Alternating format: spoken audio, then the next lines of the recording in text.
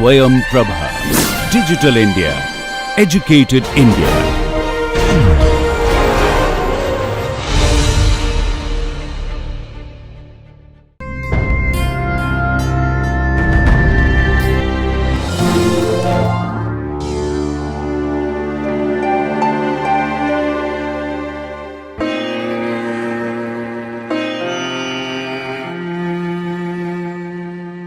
Hello everyone. In this video, I am going to talk about the plasma proteins in health and disease. What are proteins? We all know that proteins are molecules made up of amino acids. That is what defines a protein. So, how many kinds of amino acids are there in proteins? We have the standard amino acids which are encoded in the genetic code, and these are found in all the proteins of the body. Proteins are very complicated molecules structurally. They have 4 degrees of structural organization: the primary, secondary, tertiary and the quaternary structure. The proteins which have a quaternary structure have at least 2 or more polypeptide chains.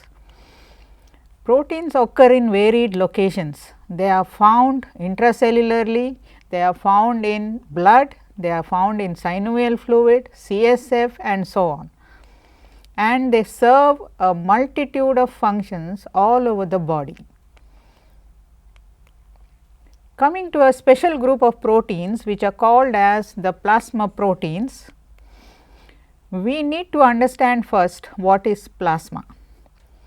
In the blood, we have a liquid medium called plasma, and the formed elements called the red blood cells, white blood cells and platelets. How to separate plasma from whole blood?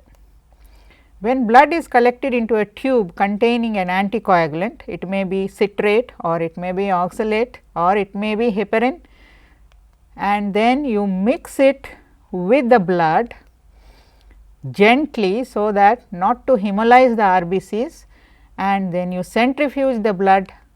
The upper layer separates into a clear liquid which is called as plasma, and there is a lower layer of cells which is a packed cells containing RBCs, WBCs and the platelets. Now, what is the plasma protein concentration? It is around 6 to 8 grams per deciliter, and clinically it is very important to measure the total protein concentration because it gives us some idea about the disease process that is going on. That is why we should know the total protein concentration in plasma. Now, the plasma proteins are classified into 3 major fractions: albumin, which is almost 50% of the plasma protein, 3.5 to 5 grams per deciliter, the globulins 2 to 3.6 grams per deciliter, and fibrinogen, which is involved in blood clotting, that is from 0.2 to 0.6 grams per deciliter. The albumin globulin ratio is also important. It is around 1.2 to 1 to 2.5 to 1 the ratio, and in certain diseases the albumin globulin ratio turns upside down. The globulins become more than albumin. So, it is also important to know the AG ratio sometimes when you are diagnosing certain conditions. Most of the plasma proteins are synthesized in the liver. Those involved in clotting, the entire albumin, some of the and all the proteins that are involved in clotting are all synthesized in the liver. There is one small fraction of the plasma protein which is the globulins, I mean the immunoglobulins particularly, they are synthesized by the plasma cells which are a modified kind of B lymphocytes.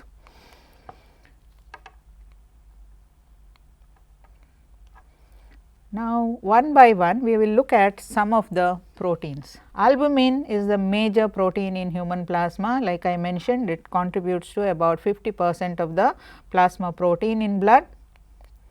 It has many functions. it contributes to colloidal osmotic pressure, which is the pressure which keeps the liquid in the blood vessels. When colloidal osmotic pressure goes down, the fluid part of the blood leaks into the interstitial space and you get a condition called edema. Albumin transport free fatty acids, and the fatty acids being hydrophobic, they need a protein to which they have to bind, otherwise they cannot be transported in the blood. So, albumin takes on the role of transporting fatty acids. It also binds to bilirubin, which is a toxic compound formed from the degradation of heme part of hemoglobin. And bilirubin, if it increases above 20 milligram per deciliter, we know that it causes kernicterus, causes convulsions in the brain and can cause death. So, albumin takes care of bilirubin, it binds to bilirubin and transports it to the liver for detoxification. Albumin also binds to steroid hormones. There are a number of steroid metabolites in our blood. So, they are also very hydrophobic compounds. So, they need a binding protein and albumin does the work, and any medications that we may be taking also binds to albumin. Albumin also transports ions like calcium, and we call it the protein bound calcium, and the copper and the zinc in blood. Now, hypoalbuminemia is a condition where plasma albumin goes below the normal level. It may be due to different reasons, like say for example, reduced synthesis as seen in protein energy malnutrition, where there is decreased intake of protein due to unavailability of protein in famine conditions or during wartime when people do not get enough food to eat. Malabsorption, which affects the intestinal cells, and due to this the protein absorption, the amino acid absorption will be very low. Liver diseases cause a decreased synthesis of albumin. Abnormal distribution, like you see in severe burns where the fluid part of blood is lost, ascites, whereas there is accumulation of fluid in the between the membranes that is covering the lungs, for example, and the lungs. This could be one site of ascites. Increased catabolism of albumin can occur during injury, major surgery or trauma, infection and fever. Excessive losses of albumin are seen in condition called nephrotic syndrome, which is about the increased permeability of the glomerular membrane to protein. So, albumin is lost along with certain other lower molecular weight proteins during hemorrhage where blood is lost or during acute and chronic inflammation. Alpha1 antitrypsin. What is alpha1? Alpha1 refers here to the position of the protein in the electrophoretic separation of proteins, which we will be learning little later. Antitrypsin because it acts against trypsin, which is a serine protease. So, alpha1 antitrypsin is a protease inhibitor which migrates in the alpha1 band during electrophoresis. It is basically a serine protease inhibitor. It inhibits enzymes which have a serine active site, serine residue contributing to the active site like trypsin, elastase and other enzymes. It is synthesized by hepatocytes and macrophages mainly in the lungs, and its deficiency causes emphysema. Emphysema is a condition where you see loss of elasticity of the alveoli and there will be breathing problems. Ceruloplasmin is a alpha 2 globulin. It migrates in the alpha 2 band in electrophoresis and it binds to copper in blood. It exhibits a ferrooxidase activity and has a role in the transport of iron in plasma. It is synthesized in the liver, and when ceruloplasmin levels are low, the copper does not bind to it properly. So, it spills over into the soft tissues just like what happens in Wilson disease, and this even causes neuropsychiatric symptoms. Haptoglobin is a protein that migrates in the alpha 2 band. It is a alpha 2 globulin found in the electrophoresis pattern and is synthesized in the liver. Its job is to bind to hemoglobin which has leaked out of the red blood cells, that is the extra corpuscular hemoglobin, and prevents loss of free hemoglobin through the glomerulus. So, whenever there is hemolysis occurring within the blood vessels, it is haptoglobin that binds the hemoglobin and takes it to the liver and destroys it. Levels are decreased in plasma of patients with hemolytic anemia. Alpha 2 macroglobulin. This is a proteinase inhibitor. It is actually a pan proteinase inhibitor because it can bind to enzymes which contain all kinds of active sites like serine active site, aspartic active site, metalloproteases and thiol proteases. It binds also to cytokines and growth factors. It increases in nephrotic syndrome. Why does it increase in nephrotic syndrome? Is because it is as a backup for the loss of alpha-1 antitrypsin in the urine. Transferrin is a beta globulin synthesized in the liver, transports iron in plasma in the ferric state. And then there is a group of gamma globulins which are commonly called as immunoglobulins. These are subdivided into 5 classes: IgG, IgA, IgM, IgD and IgE, and we are going to learn about them later on. Plasma proteins have also got other functions. They are involved in the maintenance of viscosity of blood, the thickness of the blood. They also maintain the acid base balance because they have charged groups in their amino acid residues which can either accept or give up protons depending on the pH of the blood. When there is acidosis, when the proton concentration has gone up, they can accept the protons, and when there is alkalosis, when there is increase in the bicarbonate ions, they can give up the hydrogen ions to buffer the pH of blood. They have a role in defense mechanism by virtue of the immunoglobulins working as protectors of the body. They are circulating in the blood, they are produced by plasma cells which are activated by antigens, and they neutralize the antigens that come in their way. Enzyme activity is widespread among many of the proteins. Most of the proteins are all enzymes, whether they are found in the blood and whether they are found intercellularly or wherever they are occurring. They are also involved in blood coagulation, the intrinsic pathway, extrinsic pathway as well as the common pathway of blood coagulation.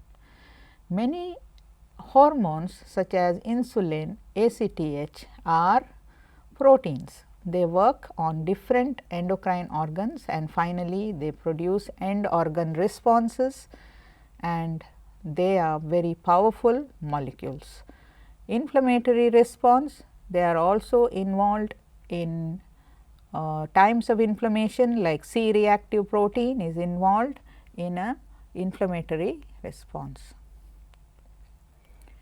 What is electrophoresis and why should we know about electrophoresis? Electrophoresis is a technique for the separation of proteins. It can also be used to separate proteins which occur in the plasma. Protein separation is based on the electrical charges on the protein. Many of the side chains of amino acids like lysine, arginine, aspartic acid, glutamic acid contain charges, and these charges can be utilized for the separation of proteins. small amount of serum or plasma is applied on a cellulose acetate strip or agarose gel on a glass slide. Current is passed across it for a fixed length of time. Separation of the proteins occurs into 5 bands: albumins, alpha 1, alpha 2, beta and gamma globulin. So, 5 bands of proteins can be separated by this method, and visualization is by staining with an appropriate dye, and then you can compare the pattern obtained in the normal plasma with that of the abnormal plasma or serum. Each of the immunoglobulin band is made up of several proteins. It is only that the albumin band is almost entirely albumin, whereas the other bands contain different proteins, since in plasma itself we have more than 100 proteins occurring.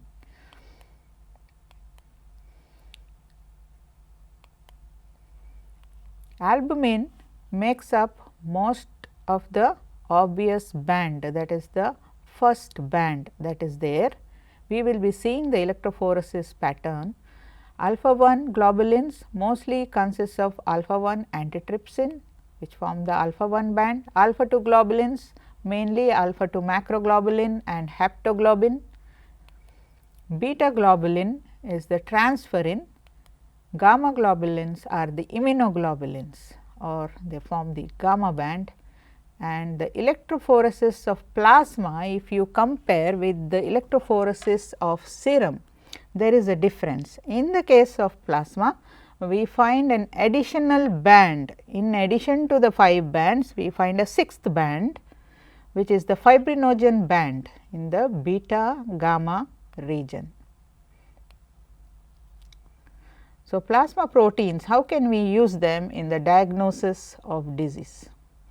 So, electrophoretic analysis of plasma proteins can be done. So, for this the plasma is buffered at a pH of 8.6. At this pH, all the proteins in the plasma or the serum, they get a negative charge. The plasma proteins migrate to the anode or the positive electrode because all the proteins are charged negatively. So, the negatively charged proteins move towards the positive electrodes and form the different bands based on their charge differences. This can be recognized as definite patterns and give clues to identifying a specific condition. So, let us look at some electrophoresis patterns, how they appear. Comparison of serum and plasma. First, we need to know what is normal, so that we can compare it with what is abnormal. So, in the case of serum, the negatively charged pole has been marked in the slide and the positive pole of the slide has been marked. So, the proteins will be moving from the negative to the positive side. You can see the albumin has migrated the farthest from the negative side, followed by alpha 1, alpha 2, beta and gamma. Each one of them represents a band of proteins, and the gamma band, you can see it is a broad diffuse band. It is entirely made up of immunoglobulins. The immunoglobulins migrate the slowest in the electrophoresis and the albumin migrates the fastest. In the plasma, if you compare it with the serum, you find one more band, the fibrinogen band. Fibrinogen is a protein which is involved in blood clotting. During clotting, fibrinogen converts to fibrin and helps in the formation of the fibrin mesh. So, this protein is seen between the beta and the gamma region as an additional band, because plasma we have collected by inhibition of clotting. So, earlier we learnt that we have to add an anticoagulant if we want to collect plasma from blood. So, here you can see that there are 6 bands in the case of plasma. What about liver cirrhosis? Comparison of the liver cirrhosis pattern with that of normal, we can see two big differences. The first one is the albumin. The albumin in liver cirrhosis is very low. Why is it low? Because the liver is the site of albumin synthesis. So, albumin synthesis is affected in liver cirrhosis. So, the albumin band becomes very thin.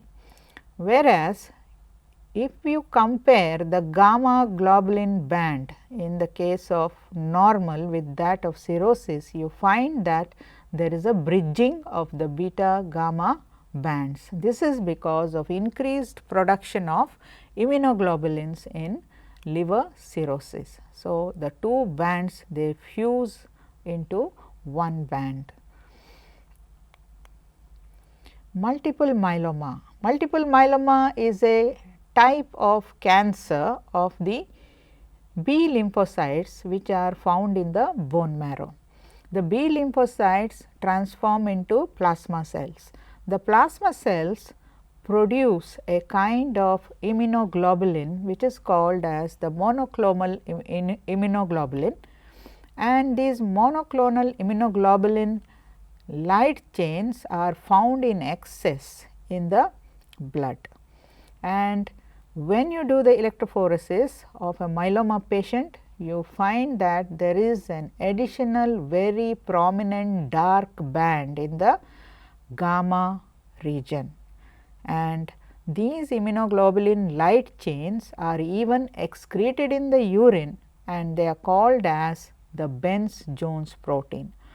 In the blood, when we detect through electrophoresis, we call it the M band, and in the urine when they are excreted, we call them the Bence-Jones proteins, and they can be detected by heat coagulation test.